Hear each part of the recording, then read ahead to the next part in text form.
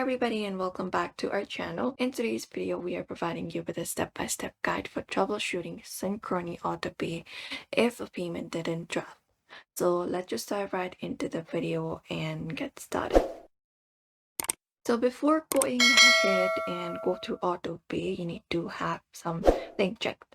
So make sure that the bank account number and routing number are correct and check that the account has sufficient funds for the scheduled payment as well.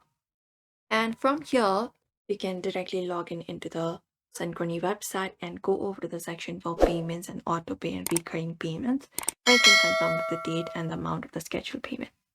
After that, you can just go and confirm up your payment. If nothing else works, what we can do is we can look out for bank delays. Because when we auto pay, usually banks sometimes take 1 to 2 business days to process the ACH payments. If the payment was scheduled on a weekend or holiday, it may post later.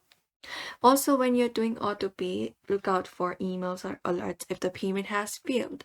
So go ahead and view it, and you can just go over and look out for your email or your account notifications for any kind of failed auto pay alerts.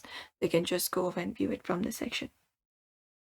And if nothing else works, you can go to their contact space, the customer support page. You can call the customer support for your card, look out for a credit card option, and there will be finding a phone number where you can provide an account number and payment date for them to investigate. And that's it. Those are probably the fixes. Always log in after making updates to ensure the autopay is active. You can set up a reminder for manual payment if autopay fails. And keep your bank account refunded after a few days before the scheduled autopay date. And that's it, everybody. For now, you can just go and follow this method. So we hope this video was helpful. Give this video a like and subscribe for more.